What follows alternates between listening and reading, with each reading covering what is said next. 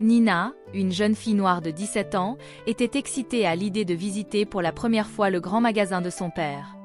Ce magasin, un temple du commerce au cœur de la ville, était réputé pour sa diversité de produits et son service impeccable. Cependant, peu de personnes connaissaient la véritable identité de Nina, et encore moins les employés du magasin. Lorsqu'elle franchit les portes automatiques, le chef de la sécurité, Monsieur Laurent, la remarqua immédiatement sur ses écrans. Une légère méfiance s'installa en lui, sans aucune raison apparente, si ce n'est la couleur de sa peau. Sans se poser de questions, il appuya sur son interphone pour alerter les autres agents. « Attention, une jeune femme noire vient d'entrer dans le magasin. Restez vigilants », ordonna-t-il d'une voix ferme. Les agents de sécurité, dispersés dans les rayons, se mirent immédiatement en alerte. Lucas, un jeune agent zélé, scruta chaque mouvement de Nina. Sonia, une agente d'expérience, garda une attitude plus réservée mais surveillait quand même de loin. Patrick, un autre agent, se positionna discrètement près de la sortie, prêt à intervenir. Pendant 2 heures, Nina parcourut les allées, s'arrêtant parfois pour examiner un article, discuter avec un vendeur ou simplement apprécier l'atmosphère.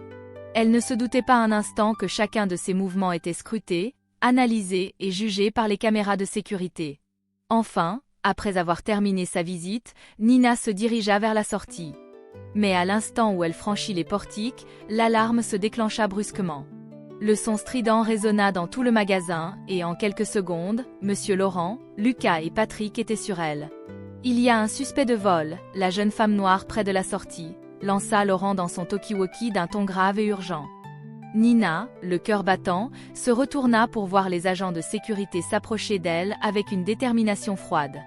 L'alarme continuait de hurler, attirant l'attention de nombreux clients qui se rassemblaient autour de la scène. Leurs regards étaient partagés entre curiosité et gêne, mais la plupart restaient en retrait, incapables d'intervenir. « Je n'ai rien fait, je vous assure », s'exclama Nina, la voix tremblante. Ses yeux étaient déjà baignés de larmes et la honte la submergeait. Ses mains tremblaient alors qu'elle essayait de garder son calme, mais les regards accusateurs des agents la mettaient encore plus mal à l'aise. Lucas, le jeune agent, était particulièrement insistant. « Ouvrez votre sac à main, s'il vous plaît, nous devons vérifier », dit-il. Sonia, qui avait observé la scène avec une certaine réserve, se rapprocha doucement pour calmer la situation. « Nina, ne soyez pas inquiète, nous allons simplement vérifier », dit-elle en pleurant. Nina ouvrit son sac à main, montrant son contenu. Un portefeuille, un téléphone portable, quelques documents personnels et un livre.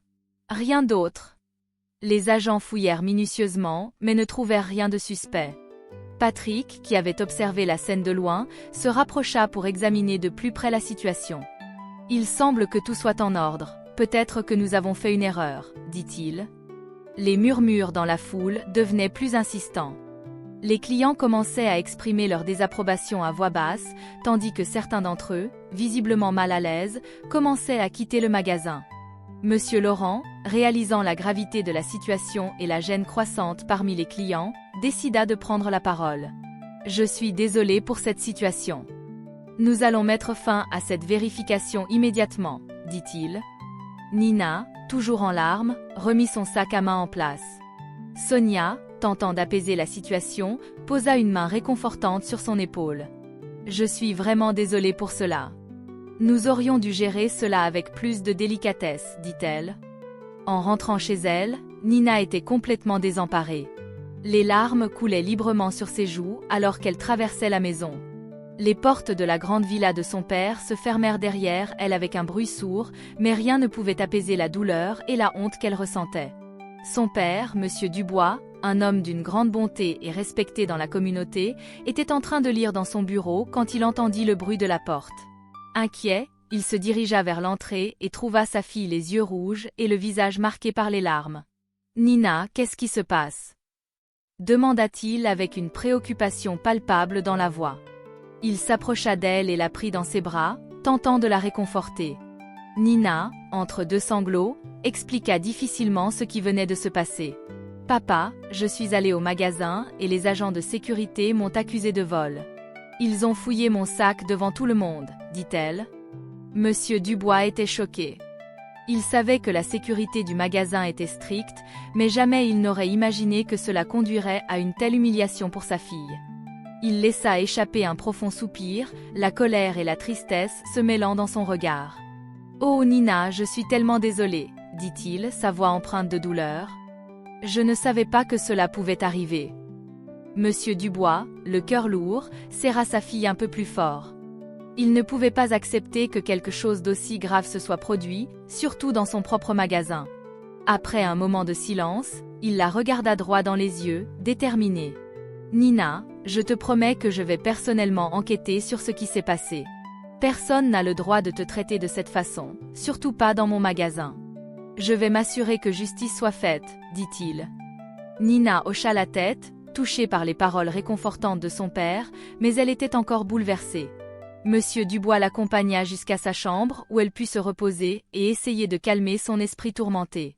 Cette nuit-là, Monsieur Dubois et sa femme Marie ne purent pas fermer l'œil.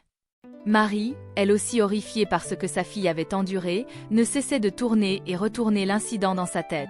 « Comment ont-ils pu faire ça ?» répétait-elle, sa voix tremblant de colère.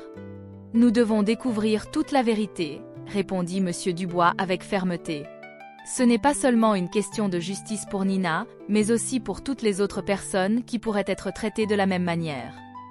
Le lendemain matin, Monsieur Dubois se rendit au magasin plus tôt que d'habitude. Il convoqua immédiatement Monsieur Laurent, le chef de la sécurité, ainsi que les agents impliqués dans l'incident.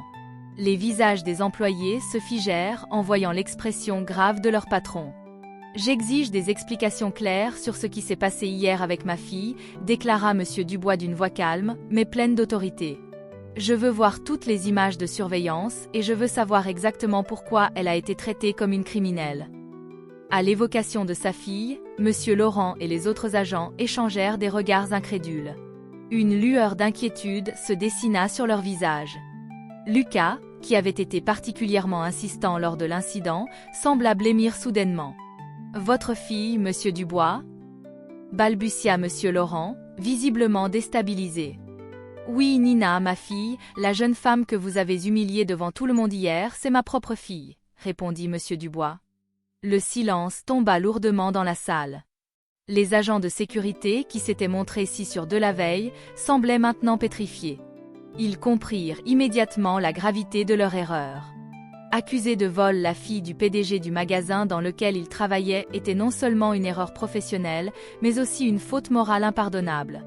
Monsieur Dubois, les bras croisés et le regard sévère, continua. « Je veux savoir pourquoi vous avez décidé de la cibler de cette manière.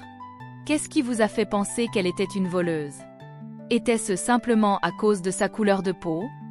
Monsieur Laurent tenta de se justifier, mais les mots lui manquaient. Il n'avait aucune excuse valable à offrir, seulement des regrets palpables. « Monsieur Dubois, je ne savais pas. »« Cela ne change rien, » répondit Monsieur Dubois, sa voix glaciale. « Ce n'est pas seulement une question de qui elle est, mais de comment vous traitez chaque client qui entre dans ce magasin. Vous avez échoué à respecter la dignité humaine. » Les agents baissèrent la tête, réalisant pleinement l'ampleur de leur faute. La tension dans la salle était palpable et aucun d'eux n'osait croiser le regard de leur patron. Monsieur Dubois se tourna alors vers son équipe de direction. À partir d'aujourd'hui, des mesures strictes seront mises en place pour éviter que quelque chose de semblable ne se reproduise. La discrimination sous quelque forme que ce soit n'a pas sa place ici. Monsieur Laurent, je crains que je n'ai pas d'autre choix que de mettre fin à votre contrat. Monsieur Laurent, complètement désemparé, acquiesça silencieusement, sachant qu'il n'avait pas d'argument à opposer. Cependant, un point restait en suspens. Monsieur Dubois avait remarqué que certains agents de sécurité semblaient avoir agi sous l'ordre de Monsieur Laurent, mais il était déterminé à comprendre la véritable étendue de leur implication. Il convoqua alors les 3 autres agents impliqués dans l'incident. Assis en face de lui, les agents étaient nerveux, ne sachant pas ce qui les attendait. « Je veux que vous soyez honnête avec moi, » dit Monsieur Dubois. « Avez-vous agi de votre propre chef ou sous la direction de Monsieur Laurent ?» Les agents échangèrent des regards furtifs, hésitant à parler. Enfin, l'un d'entre eux prit la parole. « Monsieur Dubois, nous avons suivi les ordres de Monsieur Laurent. Il nous a dit de surveiller de près toutes les personnes qui, selon lui, avaient l'air suspectes, et malheureusement, cela incluait souvent des personnes de couleur. Monsieur Dubois ferma les yeux un instant, absorbant cette nouvelle. « Je vois, dit-il enfin, la voix lourde de déception. Cela ne vous exonère pas de votre responsabilité, mais je comprends que vous avez été influencé par un leadership inapproprié. » Il réfléchit un moment, pesant ses options. « Je ne vais pas vous licencier pour cela. Cependant, vous serez placé sous probation et je m'attends à ce que vous suiviez de près une formation sur la diversité.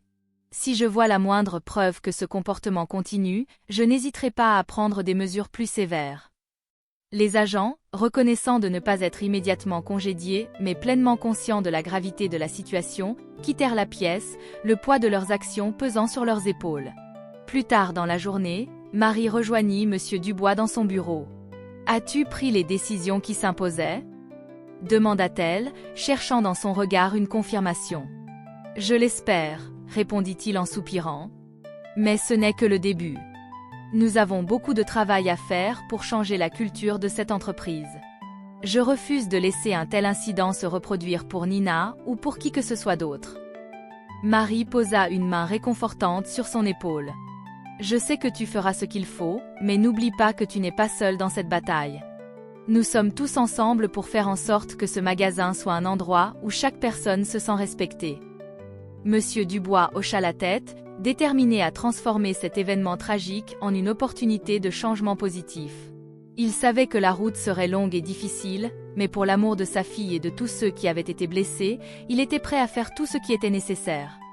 Dans cette histoire, nous avons vu comment un incident tragique a révélé les profondes failles d'une culture d'entreprise. Monsieur Dubois, confronté à l'humiliation de sa propre fille, a choisi de prendre des mesures courageuses pour changer les choses. Il a compris que le respect et la dignité humaine doivent être au cœur de toute organisation et que chacun, peu importe ses origines, mérite d'être traité avec équité. Cette histoire nous rappelle l'importance de l'empathie, de la justice et de l'action. Nous ne pouvons pas fermer les yeux face aux injustices, même lorsque ces dernières semblent être le résultat de simples erreurs humaines. La véritable transformation commence par une prise de conscience suivie par des actions concrètes pour instaurer un environnement où chacun se sent valorisé et respecté. Que cette histoire soit une source d'inspiration pour nous tous afin de bâtir des communautés plus justes et bienveillantes, tant dans nos vies personnelles que professionnelles. Ensemble, cultivons un monde où le bien-être de chacun est une priorité. Merci d'avoir suivi cette histoire sur Histoire ancestrale. Si elle vous a touché ou inspiré, n'oubliez pas de vous abonner et de partager. Prenez soin de vous et des autres. Voici s'affiche à droite une vidéo encore plus intéressante que celle-ci. Tu ne regretteras jamais de l'avoir cliqué dessus. Allez, clique dessus, on se retrouve dans la vidéo.